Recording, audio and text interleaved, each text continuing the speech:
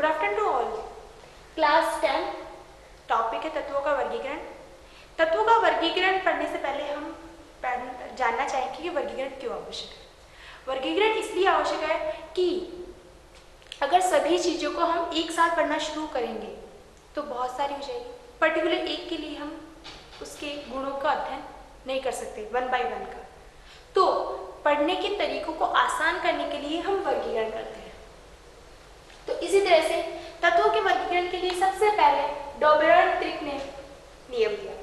उसने कहा कि जो पहला तत्व होता है और जो तीसरा तत्व होता है उसके परमाणु भार के योग करने पर, उसके परमाणु भारों का योग करने पर, उसका औसत निकालने पर मध्य मतलब दूसरा जो तत्व होता है उसका परमाणु भार निकलता है, उसके परमाणु भार के बराबर होता है।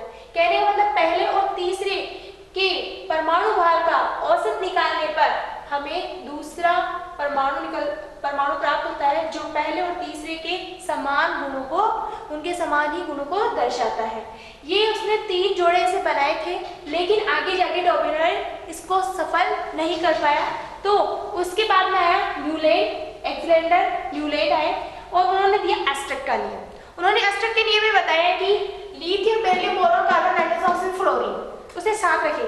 उसने ऐसे कहा कि सा रे ग म प ध नि सा, यानी संगीत के 7 सुरों के जैसे 8वां स्वर पहले स्वर के जैसे समान आता है, उसी तरह से यहाँ पे परमाणु में भी 7 परमाणु समान आगे चलने पर 8वां जो तत्व आता है वो पहले तत्व से अपनी समानता, अपने गुणों में समानता दर्शाता है। लेकिन जो ये क्रम चला, ये चला कैल्शियम तक, आगे ये क्रम फिर नियमित नहीं चला। तो न्यूलैंड का एस्ट्रक का नियम भी फेल हो गया। उसके बाद में आया मेंडलीव की आवर्त सारणी का नियम। अब ये जानने से पहले हम जान लो कि इसने भी परमाणु भार रखा, इसने भी परमाणु भार को ही अपना पॉइंट लिया वर्गीकरण करने के लिए। इसी तरह से मेंडलीव ने भी परमाणु भार ही लिया। इसका वर्गीकरण का आधार क्या था? परमाणु भार। इसने परमाणु भार के आधार पर तत्वों का वर्गीकरण किया। एक क्या किया उसने कि अलग-अलग आवर्त बनाए। उसने अलग-अलग आवर्त बनाए जिसमें उसने बनाए थे 8।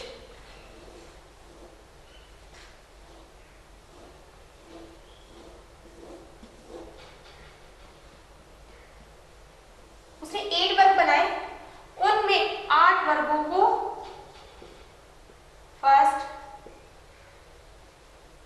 सेकेंड, थर्ड, फोर्थ, फिफ्थ, 6, 7, 8 इस तरह से उसने बांट दिया, 8 कर दिया। उसके बाद में उसने क्या किया? उनको उपवर्गों में बांटा, ए और बी में, ए और बी में उसने उपवर्गों में बांट दिया। ऐसे करते करते उसने इतने वर्ग बना दिए। उस समय शून्य वर्ग नहीं था, यानी कि उत्कृष्ट जो गैसें हैं उनका पता नहीं लग पाया था। तो इन्हीं को हम पढ़ते हैं। उसने बताया कि परमाणु भार के आधार पर उसने सबको जमा दिया और उसने क्या किया कि जैसे ए से कोई गुण दर्शाया ए वाले में डाल दिया, मतलब उसने कुछ पर्चियां बनाई और उसने ब्लॉक डालना शुरू किया कि जो ए वर्ग से समानता दर्शा रहा है उसको ए में डाल दिया, जो बी से दर्शा रहा है वो बी में डाल दिया। ऐसे करता गया, लेकिन उसने अच्छी सारणी बनाई जिससे हमें कई जो परमाणु पता नहीं थे उनके भी गुणों के बारे में हमें ज्ञात हुआ। और उसने कई परमाणु की तो भविष्यवाणी भी की कि ये जगह खाली छोड़ते हुए कि यहाँ पे वो तत्व आएगा जिसके गुण इस वर्ग से सिमिलर होंगे, इस वर्ग के समान होंगे। लेकिन मेंडलीव ने ये बताया कि ये जो स्तंभ खड़े हैं ये तो वर्ग है और जो यहाँ पे ये लाइनिंग होगी इसने इनको कहा आवर्त। जो क्षैतिज रेखा है उनको आवर्त और जो ऊर्ध्वाधर है उनको वर्ग नाम दिया। आगे फिर उन्होंने बताया, उन्होंने एल्यूमिनियम और सिलिकॉन के बारे में बताया।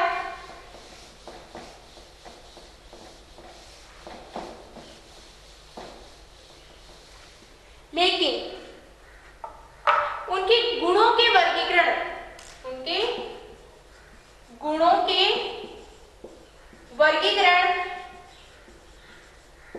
यानी कि हमने परमाणु भार भी लिया, जमानीकरण और गुणों के आधार पर भी लिया, लेकिन कई जगह ऐसा हुआ कि परमाणु भार हमें विचलित करना पड़ा, मतलब मेंडलीव को परमाणु भार विचलित करना पड़ा। उसके लिए हम देखेंगे कि आयोडीन का परमाणु भार होता है, ये आयोडीन का सैंपल है,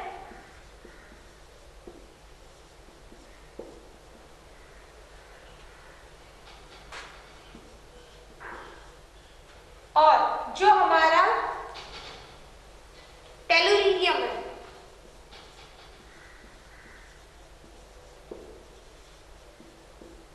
उसका 27.6 है। इसमें ये जो है 7वें वर्ग में आता है, आयोडीन 7वें वर्ग में आता है, जबकि ये 6वें वर्ग में आता है। कहने का मतलब ये पहले आ जाता है और ये बाद में आ जाता है, और अगर हम परमाणु को भार के आधार पर देखें तो ये बाद में आना चाहिए और ये पहले आना चाहिए था। तो इस तरह से इसने कई जगह इसका जो वर्गीकरण है वो विचलित भी हो गया। फिर इसने क्या हुआ कि अगर इसने परमाणु भार आधार लिया है तो समस्थानिकों को भी जगह मिलनी चाहिए।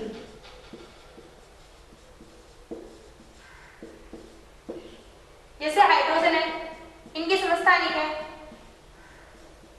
इनको भी आवर्त सारणी में जगह मिलनी चाहिए थी, जो नहीं मिल पाई।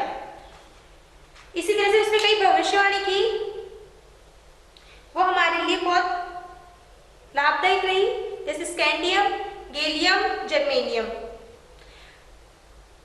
उसने हाइड्रोजन को एक निश्चित स्थान नहीं दिया, जो हाइड्रोजन परमाणु होता है उसको निश्चित स्थान नहीं दिया, क्योंकि हाइड्रोजन की जो प्रवृत्ति है वो क्षार धातुओं से भी सिमिलर है और हैलोजन वर्ग के जो तत्व है उनसे भी समानता वो दर्शाते हैं। तो इस तरह से हमने उसकी मेंडलीव की आवर्त सारणी के गुण और कमियां दोनों पढ़ ली है। अब हम आते हैं आधुनिक आवर्त सारणी पर। आधुनिक आवर्त सारणी में जानने से पहले हम समझ लेते हैं कि हेनरी जो मोजेले थे उन्होंने भी आवर्त सारणी को वर्गीकृत किया था। उनका जो आधार था वो था परमाणु क्रमांक। परमाणु क्रमांक का मीन है नंबर ऑफ प्रोटॉन्स।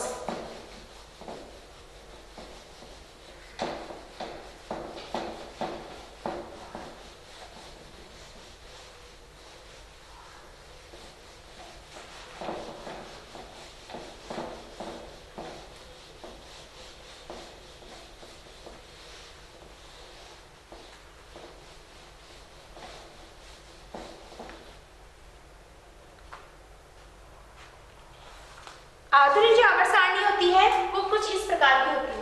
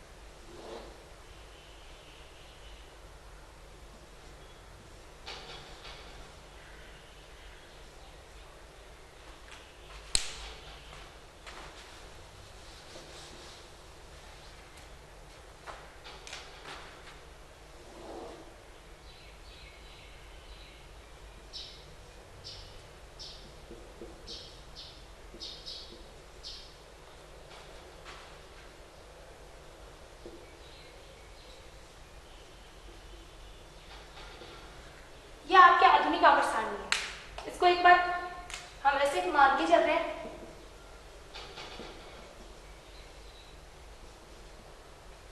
ठीक है। ये जो होता है वर्ग,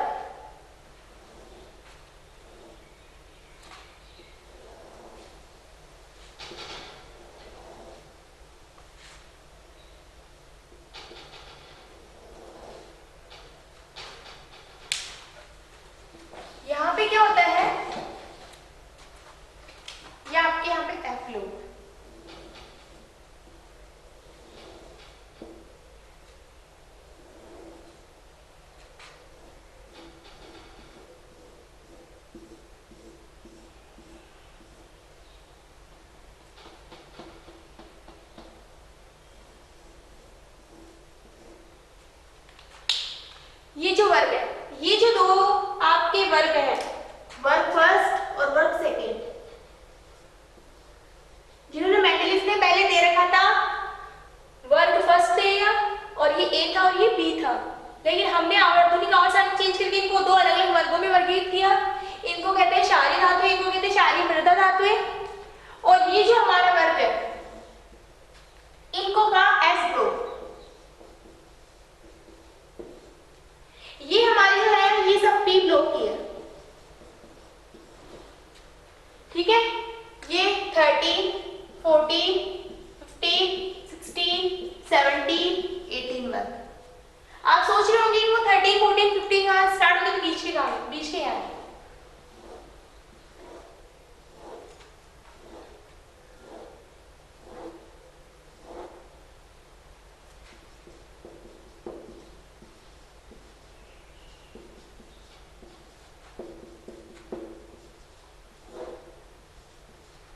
ये आपके, इसमें ये क्या है, ये आपका डी ब्लॉक होता है और ये आपका एफ ब्लॉक होता है। एस ब्लॉक हम कब कहते हैं, एस ब्लॉक उन धातुओं को कहते हैं जिनका अंतिम इलेक्ट्रॉन एस कक्षक में आता है, तो हम उसे एस ब्लॉक के कहते हैं। ये क्षारीय धातु है, क्षारीय मृदा धातु है। पी ब्लॉक की धातु है, पी ब्लॉक की जो धातु है इनको निरूपक और मुख्य तत्व कहा जाता है, निरूपक और मुख्य तत्व कहा जाता है।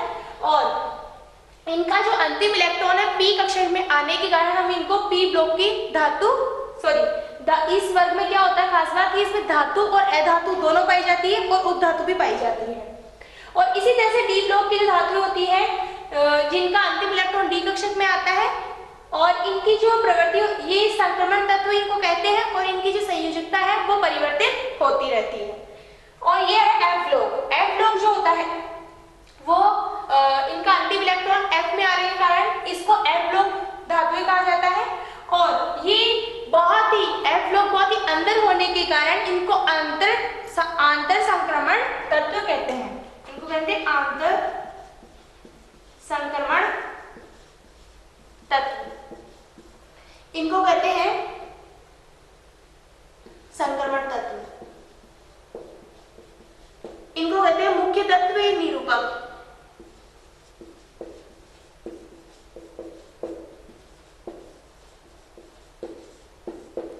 इनको कहते हैं एस ब्लॉक को क्षारीय धातु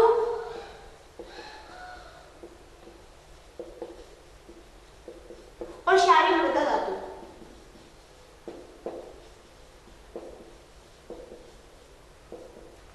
ये आपका सिंपल सा हो गया। यहाँ पे एक सिक्कीनुमा एक संरचना बनती है,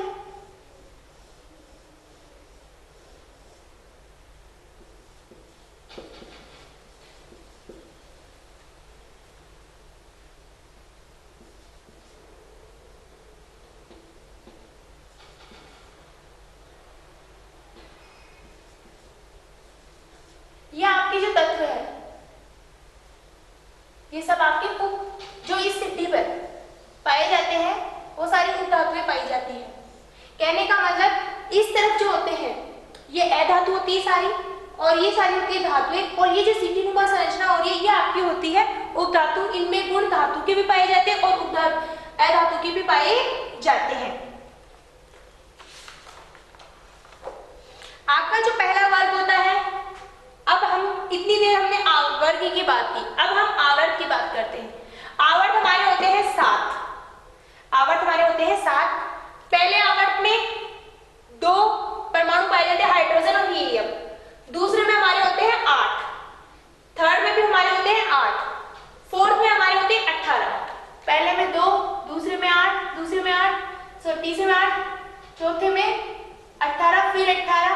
अब इनमें 32 पाए जाते हैं। आप सोचोगे लाइन तो 18 है फिर 32 कैसे हो रहे? कारण यहाँ पे जो होते हैं लैंथेनम और एक्टेनाइड, जो ये लैंथेनाइड यहाँ पे जो होते हैं यानी इस हाफमेनियम और लैंथेनम के बीच के जो परमाणु होते हैं वो एफ ब्लॉक में यहाँ पे आ जाते हैं, ये लैंथेनम और ये एक्टेनाइड। इसी कारण यहाँ पे ये 14 जो परमाणु होते हैं वो यहाँ पे ऐड हो जाते हैं, इसलिए हम 32 बोलते हैं। ये हमारा अति लघु आवर्त है, ये लघु आवर्त है, ये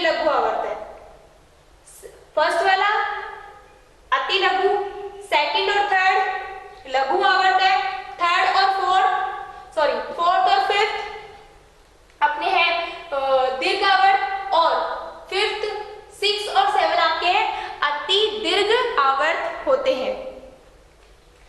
ये तो हमने सिंपल सी बात कर लिया। अब हम बात करेंगे गुणों में आवर्तिता की। ये तो हम सबने पढ़ा है तत्वों का वर्गीकरण, जो सिंपली हमें पता होना चाहिए कि हमारी आवर्त जो सारणी है वो किस प्रकार की होती है। ठीक है, अब हम बात करते हैं गुणों में आवर्तिता। मतलब ये जो होती है आवर्त सारणी, इसमें जो गुणों का जो क्रमण होता है, यानी यहाँ दाएं से दाएं जाने पे क्या होता है, ऊपर से नीचे आने पे क्या होता है, ये हम अब पढ़ेंगे, जिसे हम कहते हैं गुणों का क्रमण या गुणों की आवर्तिता।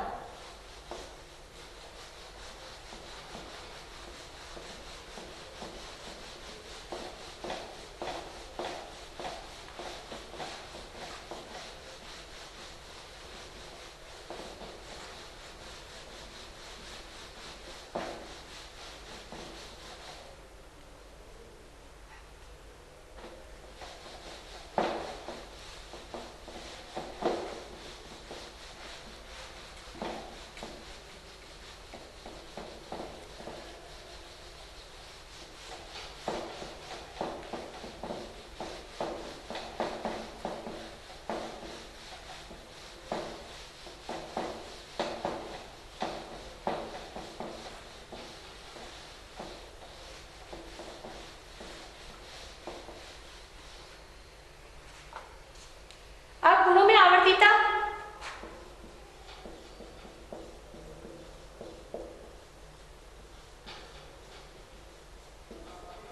गुणों में आवर्तिता पढ़ेंगे हम, यानी क्रमण पढ़ेंगे हम।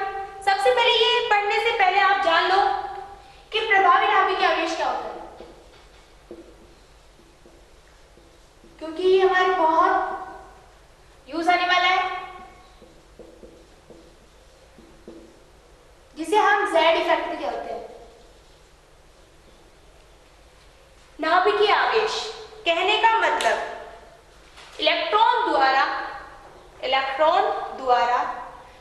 या नाभिक द्वारा इलेक्ट्रॉन पर लगाए गए नाभिक द्वारा आकर्षण बल को हम प्रभावी नाभिकीय आवेश कहते हैं।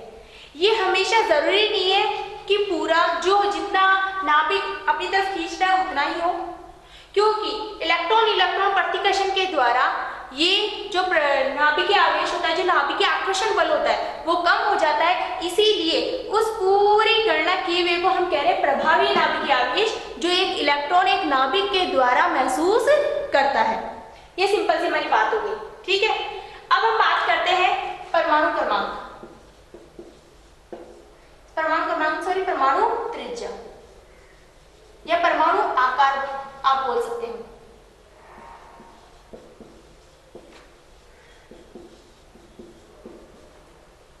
इसको आप याद रख सकते हो इस तरह से, ये आकर्षण बल, ठीक है, माइनस प्रतिकर्षण बल इलेक्ट्रॉन से इलेक्ट्रॉन्स के द्वारा। ठीक है, परमाणु आकार क्या होता है? देखो, जो हमारा नाभिक होता है उसमें इलेक्ट्रॉन्स पाए जाते हैं। अब जो अंतिम इलेक्ट्रॉन पाए जाने वाली प्रायिकता, मतलब परमाणु में जो अंतिम कोश में या अंतिम इलेक्ट्रॉन जहां पाए जाने की जो प्रायिकता होती है, वहां से लेकर नाभिक तक की दूरी जो होती है, इसे कहते हैं परमाणु त्रिज्या। परमाणु त्रिज्या। अब अगर ये नाभिक अधिक आकर्षण बल से इस इलेक्ट्रॉन को अपनी तरफ खींचेगा तो आकार छोटा हो जाएगा, और अगर कम आकर्षण बल से इसे खींचेगा तो आकार बड़ा हो जाएगा। तो यही हम कॉन्सेप्ट लगाते हुए कहते हैं कि आवर्त सारणी में लेफ्ट टू राइट जाने पर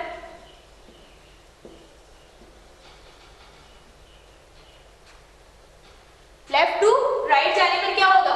Z इफेक्ट बढ़ेगा। Z इफेक्ट बढ़ेगा तो परमाणु जो त्रिज्या होगी वो घट जाएगी। अब आप कह रहे हो ऐसा क्यों? कारण कि लेफ्ट टू राइट जाने पर कोश तो हो ही रहता है। जैसे हम किसी का भी ले लें, लिथियम का ले लें, लिथियम से हम जाते हैं फ्लोरीन तक, लिथियम से हम जाते हैं फ्लोरीन तक, कोश हो ही रहता है। सेकंड, तो यहां पे क्या होगा? इलेक्ट्रॉन उसी कोश में वृद्धि कर रहे हैं,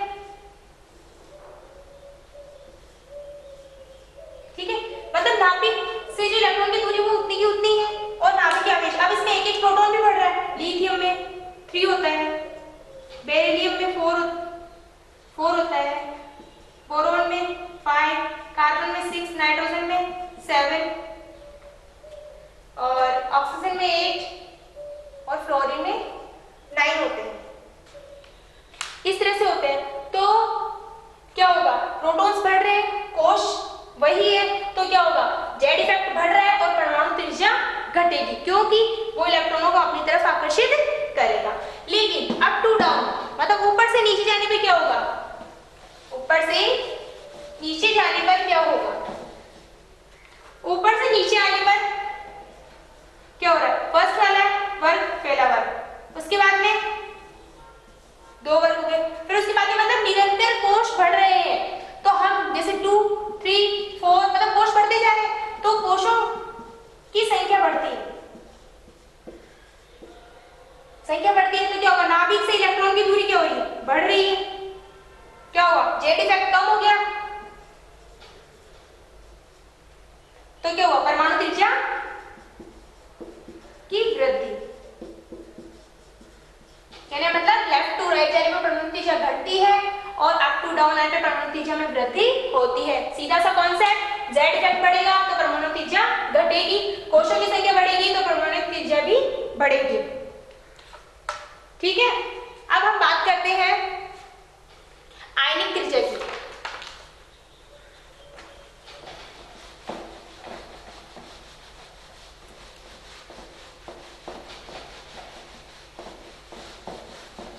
अब हम बात करते हैं आयनिक त्रिज्या की। आयनिक त्रिज्या, आयन मतलब आयन किसे कहते हैं,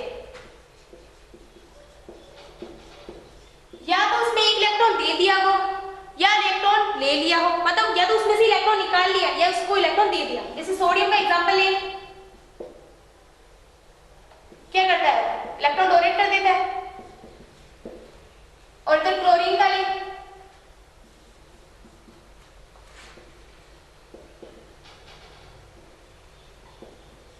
यहाँ पे शो करो चाहिए, यहाँ पे एक ही बात है।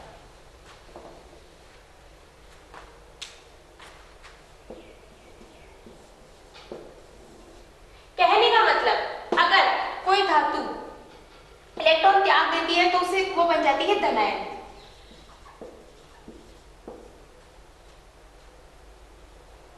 और अगर एक इलेक्ट्रॉन ग्रहण कर लेती है तो वो बन जाती है ऋणायन। ठीक है, ये तो सिंपल वे हो गया। अब क्वेश्चन क्या आता है, क्वेश्चन ये आता है आपसे पूछ रहे हैं कि उदासीन परमाणु, ये सोडियम है,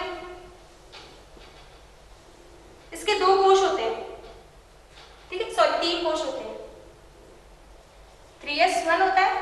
हम इसका इलेक्ट्रॉन कॉन्फ़िगरेशन देख लेते हैं, इलेक्ट्रॉनिक विन्यास देख लेते हैं, 1s1, 1s2, 2s2, 2p6 और 3s1।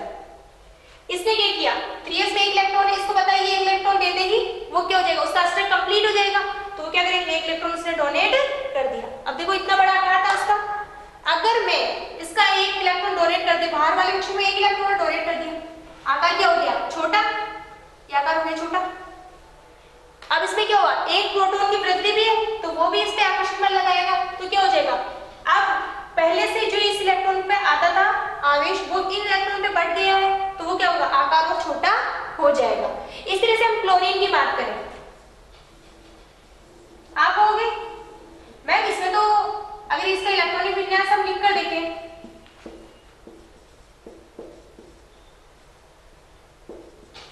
तो इसमें भी एक इलेक्ट्रॉन ऐड हो रहा है।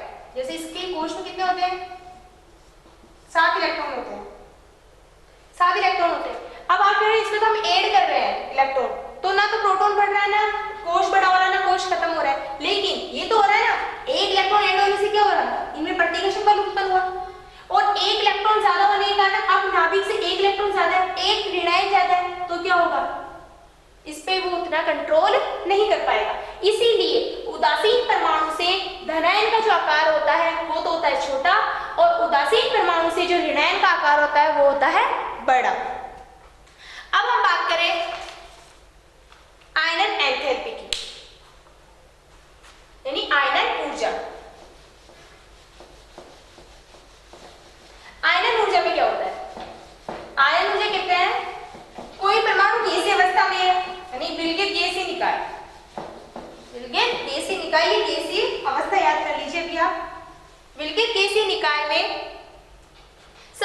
डिलेबल इलेक्ट्रॉन, मतलब ये है सोडियम का, ये हम एग्जांपल ले लेते हैं। ये इलेक्ट्रॉन सबसे दूर है, सबसे ढीला है, इसको एनर्जी दो, ऊर्जा दो, और ये इलेक्ट्रॉन निकल जाएगा। ठीक है, निकलते ही ये क्या हुआ, इसका स्टेप कंप्लीट हो गया। देखो ये इलेक्ट्रॉन यहाँ पे था, फिर 3s1 था लास्ट इलेक्ट्रॉन, यहाँ पे 3s1 है, ये इलेक्ट्रॉन निकल गया, इसका स्टेप तो कंप्लीट हो गया। ठीक है, तो क्या हो गया, ये इलेक्ट्रॉन देगा। अगर कोई अपनी स्वेच्छा से या आसानी से इलेक्ट्रॉन दे दे तो क्या होगा, उसकी आयनन एंथैल्पी क्या होगी, ऋणायन होगी, ऋणात्मक होगी, यानी वो स्वतः ही अपना इलेक्ट्रॉन निकाल रहा है।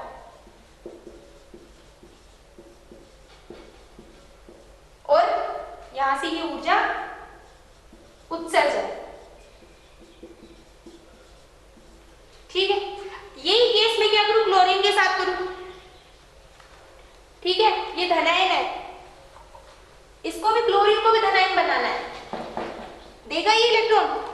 नहीं, क्योंकि इसकी देने की प्रवृत्ति होती ही नहीं है, इसकी देने की प्रवृत्ति होती ही नहीं है, तो क्यों देगा, देखो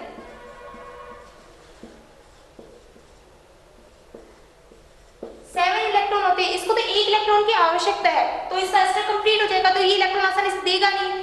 तो इसीलिए जो आसानी से इलेक्ट्रॉन देता नहीं है उसके लिए आयनन ऊर्जा क्या होती है, धनात्मक, उसे ऊर्जा देनी पड़ती है। और जो आसानी से निकाल लेते हैं उसकी आयनन ऊर्जा क्या होती है, ऋणात्मक। ठीक है, ये आयनन ऊर्जा धनात्मक, ये ऋणात्मक। ऋणात्मक क्यों, उसने आसानी से हमें ऊर्जा दे दी। ठीक है, यानी अपना इलेक्ट्रॉन डोनेट कर दिया, इससे हमने जबरदस्ती ये इलेक्ट्रॉन निकाला है, तो ये क्या हो जाएगी, धनात्मक। ठीक है, अब हम अगर आपसे पूछ लिया जाए कि आयनन ऊर्जा का ऊर्जा क्रम बताओ, मतलब फर्स्ट आयनन ऊर्जा ज्यादा होगी, सेकंड आयनन ऊर्जा ज्यादा होगी, या थर्ड आयनन ऊर्जा ज्यादा होगी। चलो एक एग्जांपल के थ्रू समझते हैं। ठीक है, आप कोई एक साहूकार के पास गए या कोई भी एक धनवान व्यक्ति के पास गए, उससे कहा मुझे कुछ पैसे चाहिए, दे दो। ठीक है, उसने एक बात दे दी, एक कोई था, कोई भी XYZ, ठीक है, आप एक बार उसे मांगोगे वो पैसे दे देगा। ठीक है, आप उसे सेकंड बार मांगोगे, IE मतलब आयनन ऊर्जा, तो भी वो दे देगा, चल छोड़ो। अब आप तीसरी बार मांगोगे, फिर वो आनाकानी करेगा, क्योंकि आप लोग से एक बार मांग लिया, दूसरी बार मांग लिया, तीसरी बार, मतलब कंटिन्यू अगर उससे लेते रहोगे तो उसको कुछ तो अभी अजीब लगेगा ही लगेगा। तो हम जैसे सोडियम है, सोडियम से 1 इलेक्ट्रॉन निकाल लेंगे, अब हम दूसरा इलेक्ट्रॉन भी निकालना चाहें तो नहीं निकलेगा, क्योंकि यहाँ पे 1 इलेक्ट्रॉन निकालते ही अब क्या हो गया, नाभिकीय आवेश बढ़ गया, नाभिक में एक प्रोटॉन की संख्या बढ़ गई, इलेक्ट्रॉन की संख्या कम हो गई, तो इसी कारण उसकी सेकंड आईपी ज्यादा होगी। फिर थर्ड निकालोगे वो भी नहीं निकली, वो और ज्यादा आएगी, क्योंकि अब प्रोटॉनों की संख्या बढ़ रही है, तो वो इलेक्ट्रॉनों को बहुत कसकर पकड़ लेगा और हमें उसे निकालने के लिए और ज्यादा ऊर्जा देनी पड़ेगी। तो ये आपका ऊर्जा क्रम बनेगा। ठीक है, अब हम नेक्स्ट पढ़ते हैं इलेक्ट्रॉन लब्धि एंथैल्पी। इलेक्ट्रॉन लब्धि एंथैल्पी,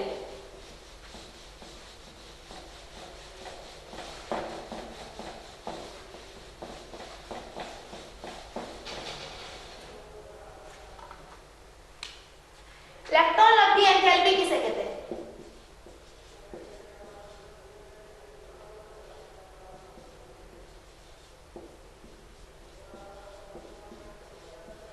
इलेक्ट्रॉन लब्धि एंथैल्पी कहते हैं किसी उदासीन परमाणु में आप इलेक्ट्रॉन एक जोड़ते हो तो क्या होता है।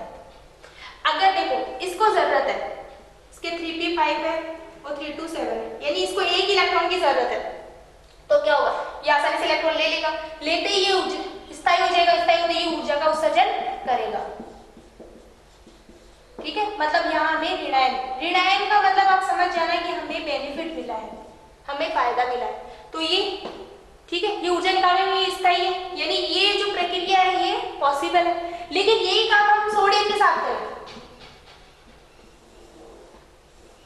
एक इलेक्ट्रॉन इसे ऐड करना चाहिए, ये कहेगा मैं नहीं लूंगा। क्यों? क्योंकि अगर मैं ये इलेक्ट्रॉन ले भी लूं तो भी मैं स्थायी नहीं होऊंगा, तो ये इलेक्ट्रॉन नहीं लेता है तो हमें यहाँ पे ऊर्जा देनी पड़ती है, ऊर्जा का अवशोषण होता है यहाँ पे, और जो ऊर्जा आती है वो धनायन आती है। ठीक है, तो इस तरह से हम समझ सकते हैं कि जिसको इलेक्ट्रॉन की आवश्यकता है अगर हम उसको इलेक्ट्रॉन दे तो वो स्थायी हो जाएगा, वहां से ऊर्जा निकलेगी, हमें फायदा मिलेगा, तो ऊर्जा ऋणायन। और अगर हम ऊर्जा हम किसमें जबरदस्ती इलेक्ट्रॉन ऐड कर रहे हैं, जोड़ रहे हैं, तो वो ऊर्जा का अवशोषण करेगा, और जो ऊर्जा हमें देनी पड़ेगी बाकायदा, उससे लेने के बजाय क्या करना पड़ेगा, देना पड़ेगा। अब इलेक्ट्रॉन लब्धि एंथैल्पी की पढ़ते हैं परिभाषा। तो गैसीय निकाय में या गैसीय अवस्था में किसी तत्व के एक उदासीन परमाणु में एक इलेक्ट्रॉन जोड़ने पर जो ऊर्जा निकलती है या जो ऊर्जा प्राप्त होती है उसे इलेक्ट्रॉन लब्धि एंथैल्पी कहते हैं। नेक्स्ट हम पढ़ते हैं विद्युतऋणता।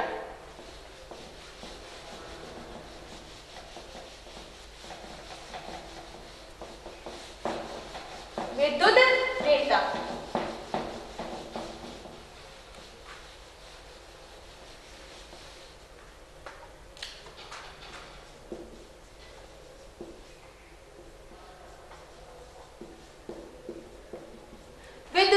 विद्युतऋणता किसे कहते हैं?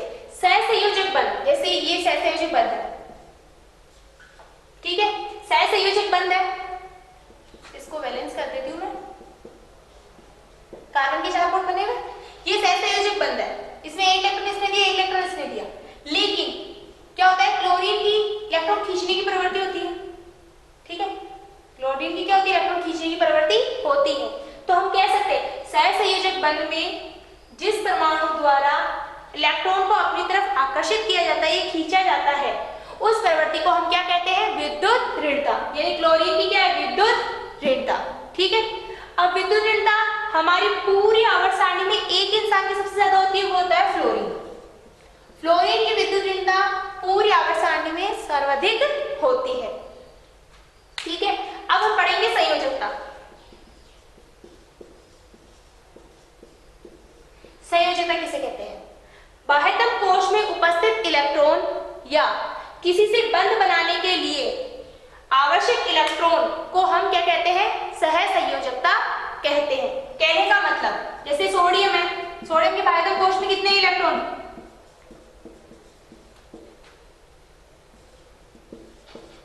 एक इलेक्ट्रॉन है, यानी ये देने की प्रवृत्ति रखता है, इसकी संयोजकता कितनी है, +1। वहीं पे अपन बात करें मैग्नीशियम की, वही इलेक्ट्रॉनिक विन्यास लिखो, बाह्यतम कोश कौन सा है, थर्ड में कितने इलेक्ट्रॉन है, 2, इसकी संयोजकता कितनी है, +2। लेकिन हम जैसे बात करें कार्बन की, तो कार्बन का देखो, आप देखोगे 1s2 2s2 2p4, बाह्यतम कोश कौन सा है, 2 है, इलेक्ट्रॉन कितने हैं, 2 है इसमें, ठीक है, 2 है, तो अब इसकी प्रवृत्ति कैसी होगी, +4। आप कहोगे अष्टक में 8 ही इलेक्ट्रॉन चाहिए, तो ये ले भी सकता है और दे भी सकता है, मतलब +4 भी हो सकता है, -4 भी हो सकता है। कहने मतलब आने वाले की नेचर और उसकी आवश्यकता पर संयोजकता निर्भर करती है। ठीक है, अब बात हम करते हैं, इसमें सिंपल सी 2 चीजें और दी हुई है आपकी, त्रिज्या। ठीक है, त्रिज्या की बात करें, सहसंयोजक त्रिज्या और एक वान डेर वाल त्रिज्या। सहसंयोजक त्रिज्या वह त्रिज्या है जो सहसंयोजक बंधों के बीच में पाई जाती है। कहने मतलब कुछ इस तरह से,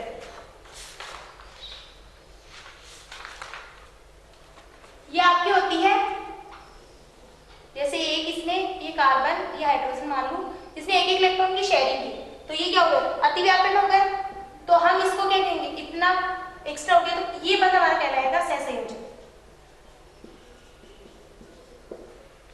अब हम पढ़ रहे हैं सहसंयोजक त्रिज्या, ये बंध तो कौन सा हो गया, सहसंयोजक, और त्रिज्या, त्रिज्या का मतलब यहां से लेकर इन दोनों के बीच की दूरी, मतलब यहां से लेकर कार्बन से हाइड्रोजन की मध्य दूरी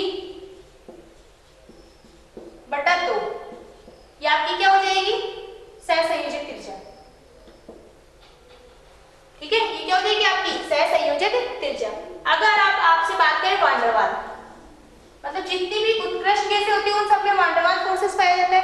वान डेर वाल्स जो आकर्षण बल होता है वो एक भौतिक आकर्षण बल है, इसमें केवल हल्का से ही टच करते हैं केवल। अब इसके नाभिक की जो मध्य दूरी होती है उसे आधा करने पर हमें वान डेर वाल्स त्रिज्या प्राप्त हो जाती है। ठीक है, अब हम बात करते हैं धात्विक अधात्विक गुणों की। धात्विक और अधात्विक गुण क्या होते हैं? धात्विक गुण मतलब जो इलेक्ट्रॉन देने की प्रवृत्ति रखते हैं, अधात्विक मतलब जो अपना इलेक्ट्रॉन लेने की प्रवृत्ति रखते हैं। धात्विक प्रवृत्ति क्या होता है कि ऊपर से नीचे आने पर धात्विक प्रवृत्ति बढ़ती है,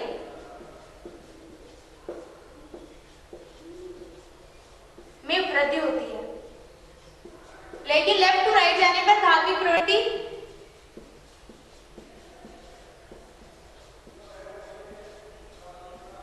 कम होती है। लेकिन लेफ्ट टू राइट जाने पर अधात्विक प्रवृत्ति मतलब इलेक्ट्रॉन लेने की जो प्रवृत्ति होती है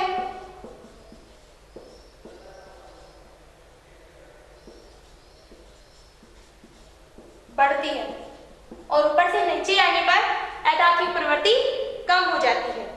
ठीक है, ये हमारा लेसन कंप्लीट हुआ। Thank you.